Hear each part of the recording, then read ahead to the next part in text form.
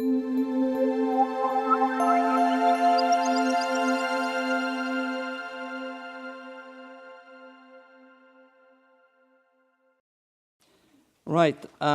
let's go now to our third speaker, Hans Erle, former Executive Vice President in Global Manufacturing and Supply in Merck Serono. So Hans started his career as a pilot plant and plant manager, and then he also had the opportunity to manage major plants in some of the companies, including former Sanofi. And finally, he was head of the global manufacturing role. Thanks to Hans this morning, we will get his experience and expertise, and we will deep dive now into the pharmaceutical world. Hans will focus on showing us the challenges the industry is facing, and will take us through the vision of a future pharma, putting out the focus, I would say, in the human factor that I think is a common paradigm today. Definitely there is a need of strong leadership, as we identify also in the former presentation, in order to enable you as a pharmaceutical company to successfully driven and really have an agile supply chain. The key element here will be, again, breaking silos, cultural change, and I think Hans, that I welcome now, will give us a very strong confidence it's a journey that we need to take. So thank you, Hans, up to you. Good morning, everybody. Thank you for the introduction, Paolo. If I look to the time, I think we are already close to lunch because we had two fascinating companies being presented by three fascinating speakers. I must say, Sony is an excellent company in electronics, and P&G, I think it's in the consumer goods like Toyota and the automotive. I admire this very much. One of my hobbies is operation excellence, and when I see this, I just smile because this is where I would like to have it in the pharmaceutical industry, and I think it was good that we had this kind of lesson here. Now, I would like to tell you that I have more than 30 years of experience. Until end of last year, I was with Merck Serono. Now I enjoy advising companies, advising people, and enjoy my free time if you want. More than 30 years in experience in pharma industry. What does it mean? In 1981, I started with a company which was called Höchst, not existing today anymore. 30 years ago, it was a big German chemical pharmaceutical company. We were called the pharmacy of the world at that time. 30 years ago, in 1981, there was no email existing. I started to work in a time where there was no email. That was not so bad, I can tell you, because we had more time to use the phone, more time to talk to the people, to go and to discuss and have personal interaction and contacts. Just to give you a little bit perspective, I've seen a long journey of change, continuous change, and it's not finished, and that's what I want to talk about today. So this is the agenda. The agenda is covering basically what are the major trends? You all working in pharma know the trends, and I can extend this for hours, but I give you only a few where there is impact on supply chain operations and where there is an opportunity. I will give you a kind of vision how I see that could evolve. The uncertainty has also opportunities, and then I will focus on three major topics regarding supply chain impact, top impact on supply chain. And I would like to leave you going out to the coffee break with three recommendations you should take home. Don't worry, it's only one slide. It's very, very brief, very focused. So this you know, emerging markets is a key trend. What does it mean?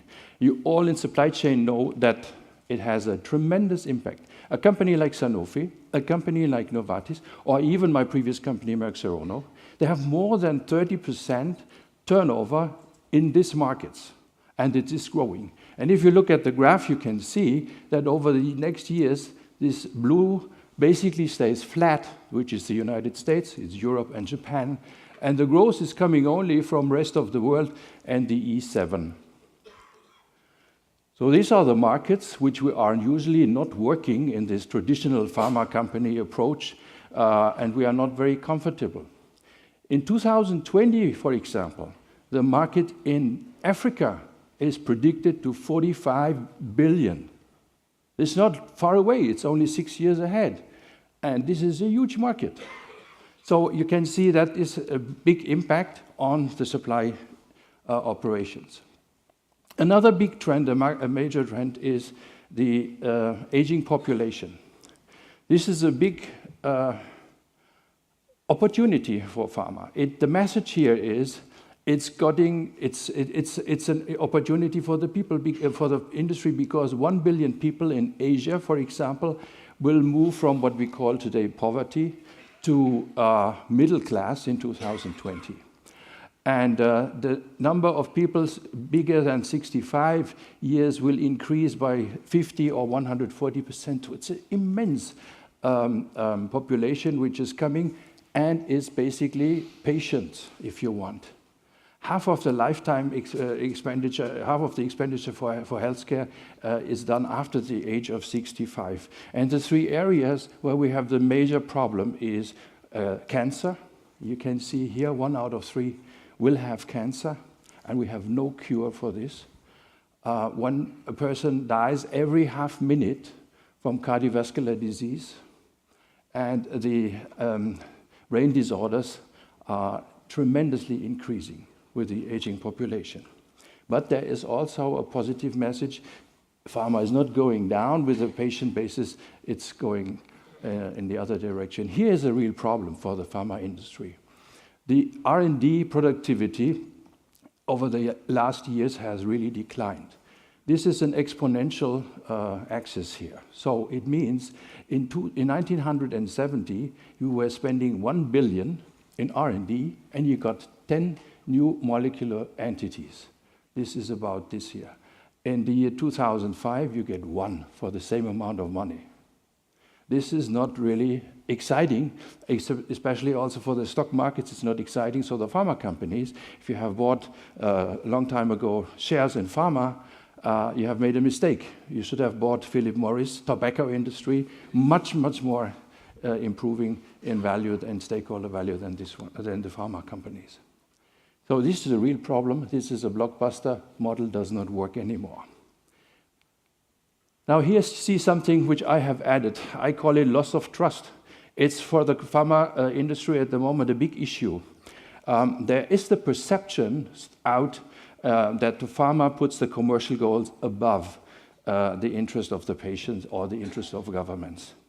And there is also still very skeptical the financial markets about that will change or will be revert. And there are some examples, like I mentioned here, the golden parachutes. There was one example, I think it happened here in this city with Mr. Vasella, which was not very good for the pharma industry. Now we are suffering from this. And we have something which is very interesting, warning letters and product withdrawals forced by the FDA. You cannot read this, unfortunately, but the number of warning letters has basically doubled. And it's across all the different areas. So there is a strong impact coming from quality compliance issues, which you can solve by what we just heard, things like operational excellence or the P&G integrated work systems. Now, here is a graph which I took from a conference I was participating in 2012 in Dublin, and this is basically going back to Jörg Reinhardt, who's now the chairman of the supervisory board of Novartis. And we developed this in this workshop, and we will have in the future innovative healthcare. There are R&D-driven companies all the time. We have strong science, and we need to have this, and this will continue. We have, of course, established generic companies. We will have evolving biosimilars companies, which are not like generics because they're a little bit different, but in the range of, in the area of lower cost than the originator products. And we have an area which is pretty foggy for the time being for the pharma industry, where we have food companies like Nestle. They're talking about health food. We have companies who are working on software, logistics, of course, and internet companies. We have also some companies here who offer cloud approaches and things like this. This is something where I think the new contenders is a lot of innovation and also small stepwise innovation possible, which we still do not oversee at the moment. Now this, sorry. There are some opportunities in this uncertainty, and what does it mean for supply chain operations? I strongly believe there will be, and we heard this all the time yesterday and today, we will have a next decade which will be dominated by supply chain. Dominated does not mean in a negative sense. There is something which we were hearing from Sony to bring it end-to-end the bridge. We were hearing from the P&G presentation the same message. We need to have somebody who's bringing this all under one umbrella. And I think the supply chain function is the right one who has to do this. And this will be dominating in the next years, I'm pretty sure. It will become the central nervous system, the backbone of a company. And if we look to P&G, and if we look to the message we have seen from the Sony CEO, who's mentioning supply chain logistics as one of the key elements, they are far ahead. There will be almost no, I guess, pharma CEO mentioning logistics and supply chain. This is given, or they are looking still for the science, for the research. They're looking for the marketing and this kind of things. But this is not really understood that this will be a key driver to win in the future. It will be an engine for growth, and I think only pharma companies who will be very good in supply chain strategy and execution, they will become market leaders. Now, 3 slides on influencing the supply chain function with some trends. I see that we are moving from manufacturing to supply chain centric. And this is what we had discussed yesterday and today. When I started in my career in the 80s, in the 90s, there was the saying, okay, to the commercial team, you can be happy that we are here because we make the product. Without us in manufacturing, would not have anything to sell. I had a CEO at that time, a chairman in Höchst, who was saying, our products, and he was coming from manufacturing, our products are so good, they are selling by themselves. This was showing a little bit the arrogance which production people at that time were believing that we are the key of everything. If without the products, nothing would happen. This has completely diminished. Yeah? We are now going from this make it to where to bring the product in the most optimal way. This from make it to ship it. Yeah. So the operating model, the true end-to-end strategy, is very, very important that we change this, that we are looking into this. We need to have a seamless collaboration with the commercial team. It's not enough just to sit in the S&OP and teach the other what is the real problem. The seamless collaboration is key. And we have to include all functions. It has been happening, in my experience, that procurement says, okay, do your job, but we are procurement. We are not, we have other, they get their targets from the CFO and so on and so on. They need to be fully integrated. You can do a lot of savings, a lot of improvement when the procurement people are integrated in the whole discussion and not just being the person who is negotiating the price. So at the end, I think we need to go from KPIs like cost, like volume, to total service level and total cost.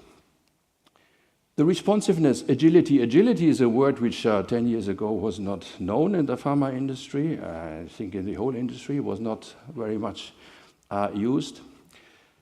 Now it's on the agenda of everybody. Now, the growth in the emerging markets, tender business, yeah? These are developments which are generating a demand volatility. And it's a fact we cannot discuss. It does not go away. And we have to find ways how to cope with this. And I have no presentation, how should I say, recipe what to do. It's in the individual case different, but this is something we have to approach.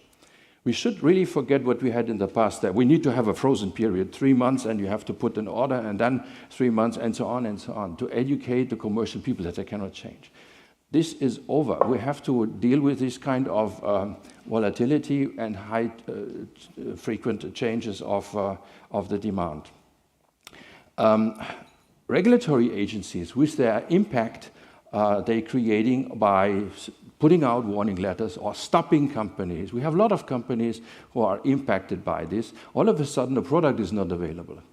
So there is, in my case, I can tell you, we have a growth hormone in Merck Serono. A competitor has a growth hormone, could not supply. We could take all the market share, but we were not ready to do this in a full scale because we were just not prepared for such situations. We were not flexible and not agile enough. So this is an opportunity also. So key will be cycle time, manufacturing cycle time, changeover cycle time. We have seen this here, materials replenishment cycle. And this is for me a key where we have to work. And there's a link a little bit to what we heard on the operational excellence. So this will be in the future, agility will be a key driver for success. Now here comes for me the most important. This is the human factor, the diversity of staff. We have heard that you put people in the warehouse to punish them. I even would go further. In the pharma industry, people you want to get rid of and you did not want to fire or you could not fire, in the past we were putting them in the quality function. They can deal with GMP. Yeah, that was the case in the 90s. Or we put them in supply chain, they can manage this shipment stuff. And we are still suffering. There is no quality sometimes in the supply chain community. Not enough quality. Not the best are there because the image was, okay, yes, you need this income, but this was not really appreciated, and that needs to change. How can we change this? I will give you some examples from my point of view. We need, first of all, a broader knowledge, and we need to have people who have leadership and are able to make decisions fast and not bouncing back and forth. Because in supply chain, it's about speed also, mainly, and there you need to have this kind of mindset. Communication. If you have people, I've seen excellent people in demand planning, but they are absolutely incapable of communicating. They're speaking to themselves and to the system, but not, this is over. You need to have communicators in the supply chain community. We have to see what we do with this e-health. We have a lot of applications now coming up, and I think we need to get to the real-time supply chain in pharma. We need clearly leaders with diversity in background and with industrial experience in other areas. I hired recently, some time ago, a person from Procter & Gamble in supply chain for Merck Serono. This was the best decision I've ever taken in my career. Because you get so many experience from outside which you are not able and not allowed to think, you just don't do this in the pharma conservative world. And if you take somebody with the heritage of Procter & Gamble, for example, I'm not making advertising for Procter & Gamble here or for headhunting, but somebody who was living in a company where this had such a value, this was, you could see it, this was highly appreciated what they are doing. Into a pharma company, he will not stop immediately, he will behave like this, and he will take all the people on board he needs, he will take all the changes, he will go to the commercial team, and he will tell them in a very reliable and trustful way that he accepts the customer, which was in the supply chain, typically in the pharma world not the case, because we were seeing this more as a kind of mechanic business. So this is very important. I can only recommend that everybody in the pharma industry is really putting this on the to-do list, change people in supply chain which are not what I think the profile should be, and take people from other industries. There is a lot of resistance because people say, oh, we are a highly regulated industry. The agency are coming. We have to show that they have GMP training, that they understand all this. This is not really important. This can be all learned by these people. You are not hiring idiots, you're hiring the best people, so they can learn this. They can learn everything, and this is something which is not a miraculous thing. You can learn also GMP and all the regulatory stuff, and there are others who are the experts in this. To make job rotation, I have seen that in the case of Salvatore, you were working in sales or marketing, and now you're in supply. This is perfect. This is a dream, but you never get anybody in the pharma industry never, but very rare that somebody from the sales front is going into supply. This is a degradation. And this needs to change. We need to change this. This is a mindset issue, and it should start at the very top in the company. I would love that the CEO is going out and say, well, this is important for us. This is a critical issue. We have to be best in logistics and supply operations to win in the future. It's not the case, but I think it will come. So break down the expert silos. We have supply chain, we have quality, we have no job rotation. I think if we would make it mandatory that somebody in supply chain needs to work in manufacturing or sales or the other way around, that would help a lot. Now here are the 3 take-home messages. The supply chain function will have to take the lead in pharma operations. I'm convinced. The time is now right now to do this. You have to go within your company and elevate this message. This function, supply chain operations, is the only function who can really make this end-to-end bridge working. Not talking about and not working. So if you have in your company, I guess there are plenty of pharma companies where this is the case. If you have still warehouses in the countries which are operated by commercial teams, stop it. You can talk about end-to-end. If each country manager has his own warehouse where he's pampering himself, this is not end-to-end. Take it away. We did it. We reduced the warehouses in Merck Serono from 27 in Europe to 10. We're taking the responsibility full in supply chain operations. What happened? Nothing, except that we could improve the whole thing. So it was a big, big step. This is what I say, have to take the lead. Then I think you have to take a truly demand-driven supply chain to be able to capture all sales upsides. That's what the companies are looking for. If there's a sales upside and you cannot deliver, it's the biggest pain for somebody in supply and manufacturing. You have also to work with the people from manufacturing. This is not so much for the supply chain, but it's more for the person like I used to be, in charge of technical operations or whatever you call this function.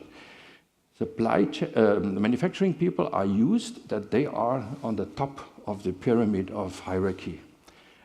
We are the site manager, we are controlling everything. They have to understand that they are part of it when we go to this lateral, to this horizontal, that they are just part of it, that they have to function to make product. But that's all, and they should be the perfect doers in making product. That's their role. It's a big change. And that's something which is not done overnight, so it takes a little bit of time. But if you want to change this, you have to work on this mindset, on this human factor. So in total, I think investing in this human factor, what I just mentioned, this kind of few examples, the culture, the cross-industry knowledge, hire people from outside, this is most critical to get to a supply chain operations which will deliver benefit and a competitive advantage for the company. So with this, I'm coming to the end. I thank you for your attention. I hope I was doing it in a little bit of 20 minutes or so. Yeah. So we are running a little bit late, but I guess there is a time at least for a question for each of our speakers. If you have one, I remind you how to do it. You need to press the button and wait a little bit until the light goes on. The gentleman there. I think so. He's not lighting up? Okay. John Harron, Orbison. A question for Procter & Gamble. So the question is, how does Procter & Gamble compare with its peer groups in terms of supply chain metrics? So this might be availability on shelf or inventory or whatever. So particularly Unilever or Reckitt Benckiser or any of your other peers. Well, we do a lot of benchmarking, as you can imagine, because we measure everything. But we have a very common set of measures. If I just look at the manufacturing benchmarking that we've done, we are, on average, significantly ahead of our peer group in manufacturing efficiencies. In inventories, in some areas and regions we're better, in other areas we're a little bit worse. In startup, we don't know anybody who can do the vertical startup, instantaneous startup, at the same level of efficiency that we do. We get it right 85% of the time. We don't get it right 100% of the time because nobody can. So that's just a little insight for us. Thank you. A question for Hans? Again, press the button, please. Roland Schmidt, Biogen IDEC. I have a question for Salvatore. You were talking about your external logistics partners and integration as being the next step after 3PL. Can you expand a little more on how you're approaching that, where you are with integration? Yes, thanks for the question. Actually, I was supposed to tell that during the presentation, I forgot. Usually when in the last decade, industry started to outsource operation, it was done in a very ignorant way, meaning we were simply saying, okay, this logistic operation costs too much, let's ask someone else to do it, so it will be cheaper. But they have to do it exactly like we do.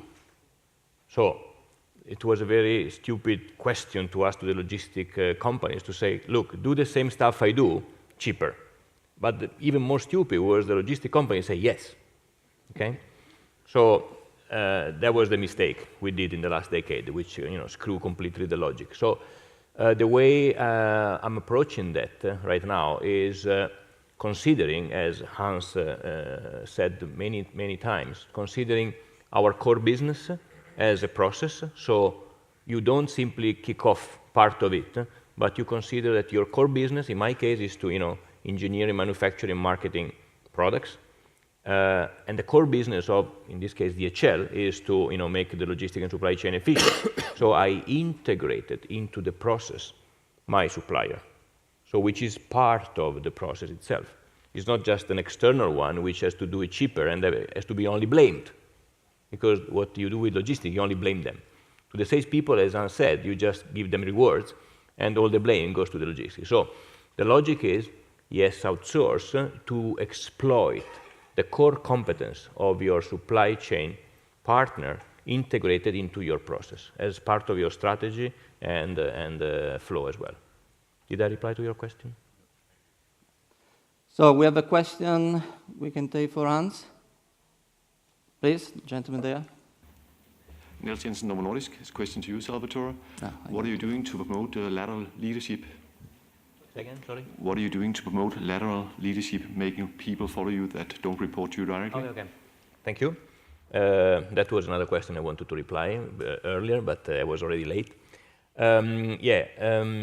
Well, again, I enjoyed so much Hans' presentation, which he completed or even was better than mine, absolutely, because he really focused on very straightforward points, which is, in this case, people, capability, getting the right people working with you, for you, even against you, to even exchange ideas. So